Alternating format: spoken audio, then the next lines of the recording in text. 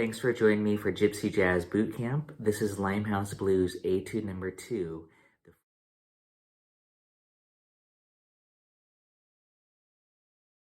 Okay, this one's really fun. It's got a lot of different techniques and different colors thrown in. It's pretty fun to warm up on. So I'm going to walk you through it.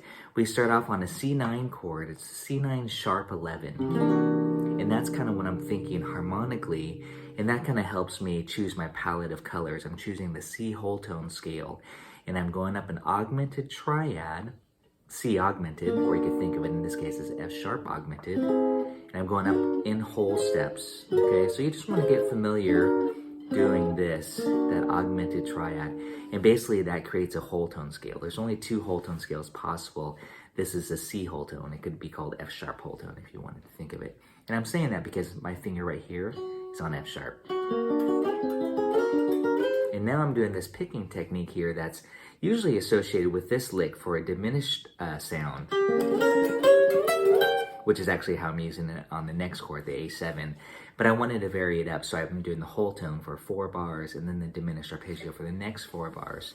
So when we apply that same picking pattern, up, down, down, down, we get this. And that creates an A7 flat 9. Again, that's the diminished substitution.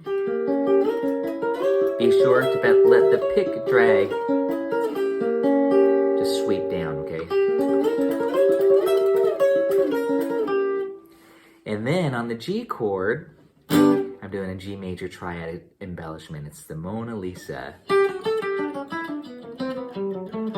on the B7 chord, to the E minor, the 5 to the 1 of the E minor there, I'm doing the classic diminished arpeggio, the diagonal. That's just a good lick to always get down right to the root of the E minor, to the triad. Then I'm doing kind of almost like the Jangology lick. It's a triad, and I'm doing a D9 arpeggio, which is F sharp half dim. And that's just a nice little arpeggio study there, but this is the B section. And now as a sequence there, I'm thinking again, the same thing, E half diminished that we just did on the D, and then I completed the arpeggio there. So that was again a nice little chord sequence on the C9. Great for technique, great for just, building up an idea. And then I keep it, E minor 7 flat 5, which is that arpeggio I was just sequencing, is equivalent to G minor 6. This is all just fun fretboard, just a little different position. Not only that, now it's a 4-note grouping. Okay, and then that was all on that C chord. It's really creating just a nice C9. Then now on the A7, I'm again going back to that diminished, like I did at the beginning here, without arpeggio, but now I'm doing a diminished 7 sequence, 4-note.